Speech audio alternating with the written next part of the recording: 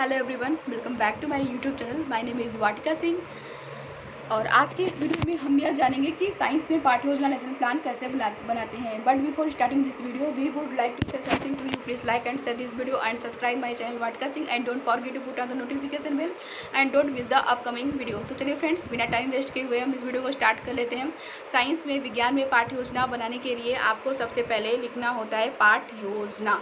इसको हम हेडिंग या टैग लाइन कहते हैं। इसको बिल्कुल ही बीचों बीच सेंटर में बोल्ड में और बहुत सुंदर ढंग से आपको इसको लिखना होता है। तो पहले मैं बता दूं कि ये पाठ्य योजना क्या होता है। पाठ्य योजना किसी भी पाठ के आवश्यक बिंदुओं की एक रूपरेखा होती है, जिसे कि हम पाठ्य योजना कहते हैं। इसको बिल्कुल ही बीचों बीच सेंटर में बोर्ड में और बहुत सुंदर ढंग से आपको इसको लिखना होता है। उसके बाद आप लिखते हो विद्यालय का नाम। आप जिस विद्यालय से अपना बीएड बीटीसी डीएलएड कर रहे होते हैं उस विद्यालय का आपको यहाँ पे नाम लिखना होता है। उसके बाद आप लिखते हो दिनांक। आप जिस भी डेट को अपनी पाठ्य योजना को बनाते हो उस डेट को आपको यहाँ पे दिनांक में लिखना होता है। उसके बाद आप लिखते हो विषय। आप जिस विषय में अपनी पाठ्य योजना को बना रहे होते हैं उस विषय को आपको यहाँ पे विषय में लिखना होता है। उसके बाद आप लिखते हो चक्र। टीचिंग करने के दौरान जो भी पीरियड आपको दिया जाता है बच्चों को टीच करने के लिए, पढ़ाने के लिए, उसी पीरियड को आपको चक्र में लिखना होता है। उसके बाद आप लिखते हो दिनांक। आप जिस भी कक्षा के लिए अपनी पाठ्य योजना को बना रहे होते हैं उसी कक्षा को आपको कक्षा में लिखना होता है। उसके बाद आप लिखते हो अवधि। टीचिंग करने के लिए जो समय आपको दिया जाता है या पाठ्य योजना बनाने के लिए जो समय आपको दिया जाता है उसी समय को आपको अवधि में लिखना होता है। उसके बाद एक आप ऐसी सीधी लाइन खींच देते हैं। इसे हम विषय का इंडेक्स, इसे हम विषय का ब्लॉक भी कहते हैं। इस विषय के इंडेक्स में, इस विषय के ब्लॉक में हमने आपको विषय के बारे में संक्षिप्त में सारी जानकारी यहाँ पे आपको दे रखी है। उसके बाद आप लिखते हो प्रकरण। तो पहले मैं यह बता दूं कि ये प्रकरण क्या होता है। ये जो प्रकरण होता है यह पाठ का नाम होता है। इसको बिल्कुल ही बीचों बीच सेंटर में बोल्ड में और बहुत सुंदर ढंग से आपको यहाँ पे इसको लिखना होता है। यहाँ पे हमारा प्रकरण है कार्बन व उसके अपर रूप। उसके बाद आप लिखते हैं सामान्य उद्देश्य। तो पहले मैं यह बता दूं कि यह सामान्य उद्देश्य क्या होता है। सामान्य उद्देश्य जो विषय आप बच्चों को पढ़ाने जा रहे हैं उस विषय से बच्चा क्या सीखेगा उसे ही हम सामान्य उद्देश्य कहते हैं और उसे ही हम सामान्य उद्देश्य में लिखते हैं। सामान्य उद्देश्य में हम अपने विषय के बारे में 5, 6, 7, 8 पॉइंट्स लिखते हैं। एक इम्पॉर्टेंट जानकारी मैं आपको यहाँ पे ये दे दूँ, जैसे कि आप साइंस की 20 से 25 पाठ्य योजना बना रहे हैं तो आप अपने साइंस की 20 से 25 पाठ्य योजना में यही सामान्य उद्देश्य आप बार बार लिख सकते हैं। सामान्य उद्देश्य में यहाँ पे हमारा पहला पॉइंट है छात्रों में विज्ञान विषय के प्रति रुचि उत्पन्न करना। दूसरा पॉइंट है छात्रों में वैज्ञानिक दृष्टिकोण उत्पन्न करना। तीसरा पॉइंट है छात्रों को सामान्य वैज्ञानिक सिद्धांतों से अवगत कराना। तीसरा पॉइंट है छात्रों की मानसिक शक्तियों का विकास करना। उसके बाद आप लिखते हैं विशिष्ट उद्देश्य। तो पहले मैं बता दूं कि ये विशिष्ट उद्देश्य क्या होता है। आप जो पाठ बच्चों को पढ़ाने जा रहे हैं उससे बच्चा क्या सीखेगा उसे ही हम विशिष्ट उद्देश्य कहते हैं और उसे ही हम विशिष्ट उद्देश्य में लिखते हैं। विशिष्ट उद्देश्य हमारे 3 प्रकार के होते हैं। पहला होता है ज्ञानात्मक उद्देश्य और दूसरा होता है बोधात्मक उद्देश्य और तीसरा होता है कौशलात्मक उद्देश्य। इन तीनों उद्देश्यों में लगभग आपको मैक्सिमम 2-2 पॉइंट्स तो लिखने ही होते हैं। तो यहाँ पे ज्ञानात्मक उद्देश्य में पहला पॉइंट हमारा है छात्रों को कार्बन व उसके अपर रूपों का प्रत्याशमन कराना। दूसरा पॉइंट हमारा यहाँ पे है छात्रों को ग्रेफाइट तथा हीरे में अंतर करना सिखाना। उसके बाद बोधात्मक उद्देश्य में आप पहला पॉइंट यहाँ पे लिखते हैं छात्रों को कार्बन से परिचित कराना। उसके बाद दूसरा पॉइंट्स आप लिखते हैं छात्रों को ग्रेफाइट तथा हीरे की क्रिस्टलीय संरचना होने का कारण बताना। उसके बाद आप लिखते हैं कौशलात्मक उद्देश्य। कौशलात्मक उद्देश्य में आपका यहाँ पे पहला पॉइंट है छात्रों को कार्बन की संरचना से अवगत कराना। दूसरा पॉइंट है छात्रों को कार्बन के क्रिस्टलीय अपर रूपों की व्याख्या करना सिखाना। उसके बाद आप लिखते हैं सहायक सामग्री। तो पहले मैं बता दूं कि यह सहायक सामग्री क्या होता है। बच्चों को ब्लैक बोर्ड में जिन सामग्री का यूज करके आप कोई भी टॉपिक एक्सप्लेन करते हैं, बच्चों को वह टॉपिक आप क्लियर करते हैं, समझाते हैं, उसी सामग्री को सहायक सामग्री हम कहते हैं। और सहायक सामग्री के रूप में आप लिख सकते हैं चाक, डस्टर, पेंसिल, कक्षा उपयोगी सामग्री आदि। उसके बाद आप लिखते हैं पूर्व ज्ञान। तो पहले मैं बता दूं कि यह पूर्व ज्ञान क्या होता है। ये जो पूर्व ज्ञान होता है यह लगभग सभी का एक समान होता है, बस यहाँ पे क्या होता है कि पाठ का नाम चेंज कर दिया जाता है। पूर्व ज्ञान में आप लिख सकते हो छात्र कार्बन के विषय में सामान्य जानकारी रखते हैं। उसके बाद आप बच्चों से प्रस्तावना प्रश्न करते हैं। उसके बाद आप बच्चों से प्रस्तावना प्रश्न करते हैं। तो पहले मैं बता दूं कि यह प्रस्तावना प्रश्न क्या होता है। प्रस्तावना प्रश्न का मुख्य उद्देश्य छात्रों को पूछे जाने वाले, पढ़ाए जाने वाले प्रकरण तक लाना होता है, जिससे पढ़ाए जाने वाले प्रकरण से संबंधित कुछ बातें छात्रों को स्मरण कराई जा सके, जिसको जानकर छात्र रुचि के साथ प्रकरण की शुरुआत कर सके। तो छात्रों से प्रस्तावना प्रश्न करने के लिए 3 कॉलम बनाएंगे। पहला कॉलम तो बनाएंगे क्रम संख्या कॉलम। इस कॉलम में छात्रों से पूछे जाने वाले क्वेश्चन के क्रम को लिखते हैं। दूसरा कॉलम जो है कि हम बनाते हैं छात्राध्यापीय क्रियाओं कॉलम। इस कॉलम में हम छात्रों से प्रश्न पूछते हैं। तीसरा और लास्ट कॉलम जो है कि हम बनाते हैं छात्र छात्रा अनुक्रिया का कॉलम। इस कॉलम में छात्र हमारे पूछे जाने वाले क्वेश्चन के आंसर को देते हैं। तो यहाँ पे पहला क्वेश्चन हमारा छात्रों से है, बच्चों आप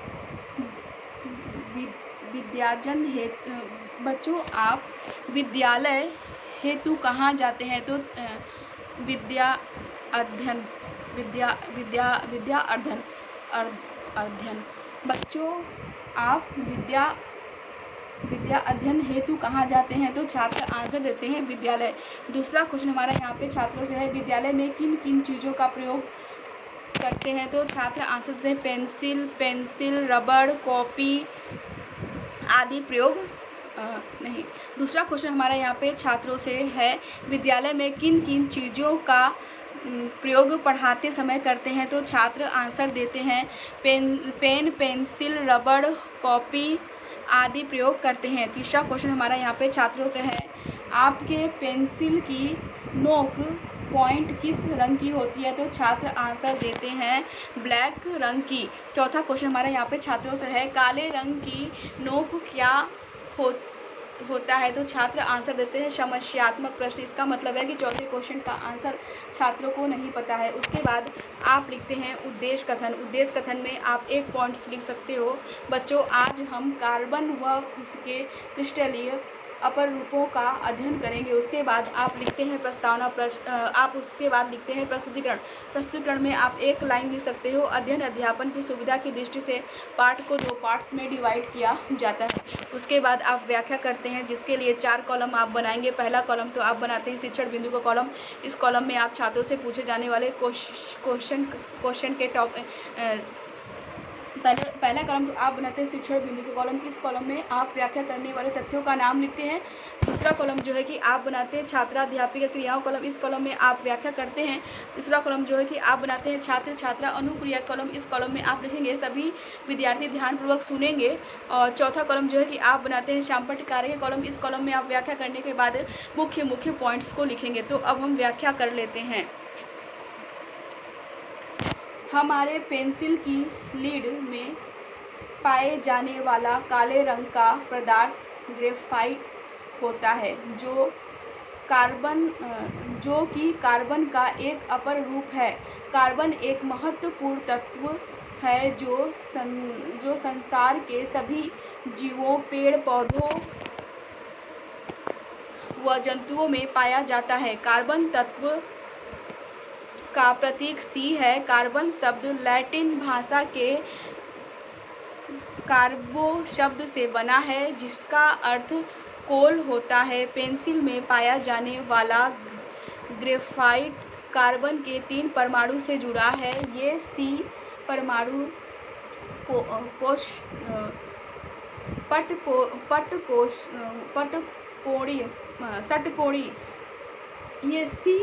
परमाणु षटकोणीय संरचना बनाते हैं।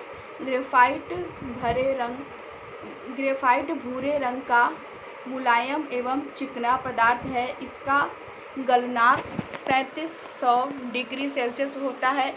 यह विद्युत का सुचालक है।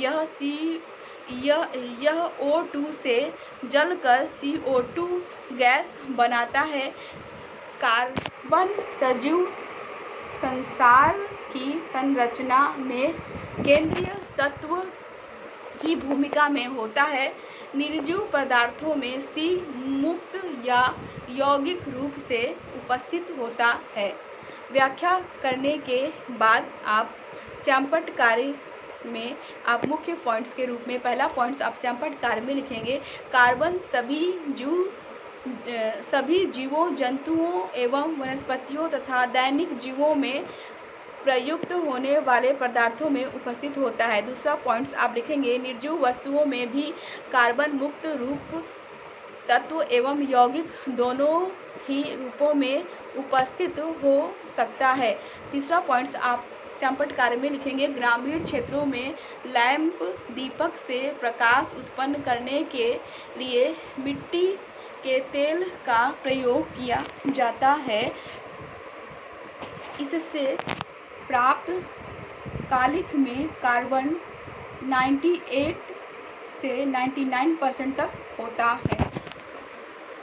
व्याख्या करने के बाद आप छात्रों से बोधात्मक प्रश्न करेंगे, जिसके लिए 3 कॉलम बनाएंगे।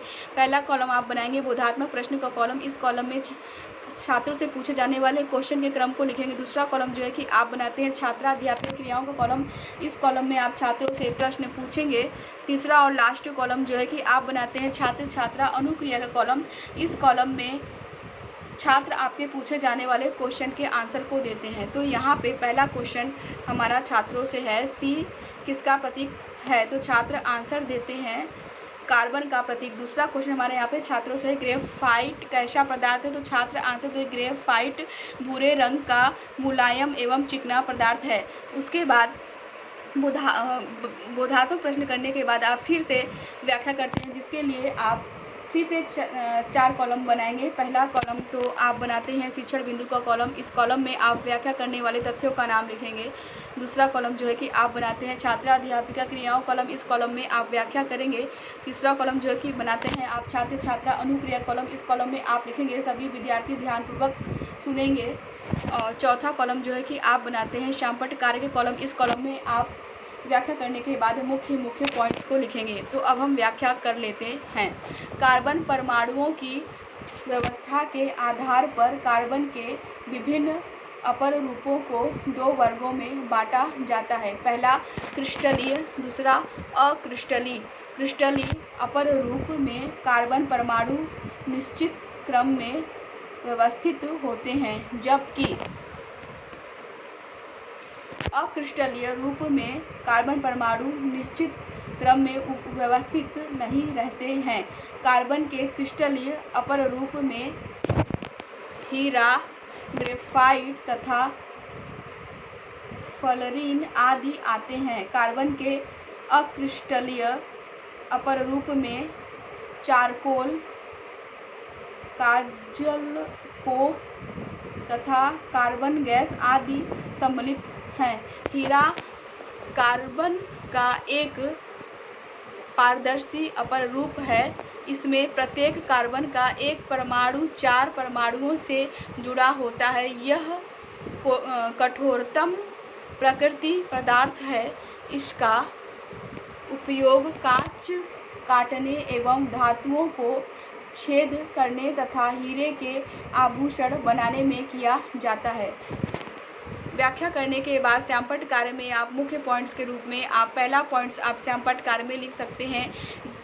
पहला, ग्रेफाइट कृत्रिम रूप से कोक कार्बन का एक अक्रिस्टलीय रूप को विद्युत भट्टी में गर्म करके बना सकते हैं। यह अपारदर्शी होता है। दूसरा आप लिख सकते हैं, अत्यधिक उच्च दाब तथा ताप पर ग्राफिक को हीरे में परिवर्तित किया जा सकता है। तीसरा लिखेंगे आप, कांच काटने के टक्कर तथा अन्य कई औजारों में प्रयुक्त हीरे प्रायः ग्रेफाइट से बनाए जाते हैं। नेक्स्ट पॉइंट आप लिखेंगे, हीरा कठोरतम प्राकृतिक पदार्थ है। व्याख्या करने के बाद बोधात्मक प्रश्न आप छात्रों से करते हैं। पहला, उसके लिए 3 कॉलम बनाएंगे बोधात्मक प्रश्न करने के लिए। पहला कॉलम तो बनाते हैं आप बोधात्मक प्रश्न का कॉलम। इस कॉलम में छात्रों से पूछे जाने वाले क्वेश्चन के क्रम को आप लिखेंगे। दूसरा कॉलम जो है कि आप बनाते हैं छात्राध्यापकीय क्रियाओं कॉलम। इस कॉलम में आप छात्रों से प्रश्न पूछते हैं। तीसरा और लास्ट कॉलम जो है कि आप बनाते हैं छात्र छात्रा अनुक्रिया कॉलम। इस कॉलम में छात्र आपके पूछे जाने वाले क्वेश्चन के आंसर को देते हैं। तो यहाँ पे हमारा पहला क्वेश्चन छात्रों से है, हीरा कार्बन का कैसा अपर रूप है? तो छात्र आंसर देते हैं क्रिस्टली अपर रूप है। दूसरा क्वेश्चन हमारा यहाँ पे छात्रों से है, हीरे का उपयोग बताइए। तो छात्र आंसर देते हैं, हीरे का उपयोग कांच काटने में तथा धातुओं में छेद करने एवं आभूषण निर्माण में किया जाता है। उसके बाद आप छात्रों को गृहकार्य देते हैं। गृहकार्य के रूप में आप छात्रों को दे सकते हैं, बच्चों आप कार्बन तथा इसके अपर रूप का चार्ट बनाकर लाइएगा। इस तरह से आप साइंस में, विज्ञान में इजी और सिंपल आसानी ढंग से अपना लेसन प्लान पाठ्य योजना बना सकते हैं। तो फ्रेंड्स, हम आपसे फिर से मिलते हैं अपने नेक्स्ट वीडियो में। Thank you for watching my video and subscribe my channel. Friends, आप हमको इसी तरह से अपना प्यार और सपोर्ट हमारे वीडियो को करिए, जिससे कि हमको आपके इस प्यार और सपोर्ट से मुझे प्रेरणा मिलती है ऐसे ही रिलेटेड विषयों से, अलग अलग विषयों से रिलेटेड लेसन प्लान पाठ्य योजना बनाने की। आपके इस प्यार और सपोर्ट से मुझे मोटिवेशनल मिलता है ऐसे ही वीडियोस बनाने के लिए। तो हम आपसे फिर से मिलते हैं अपने नेक्स्ट वीडियो में। Thank you for watching my video and subscribe my channel.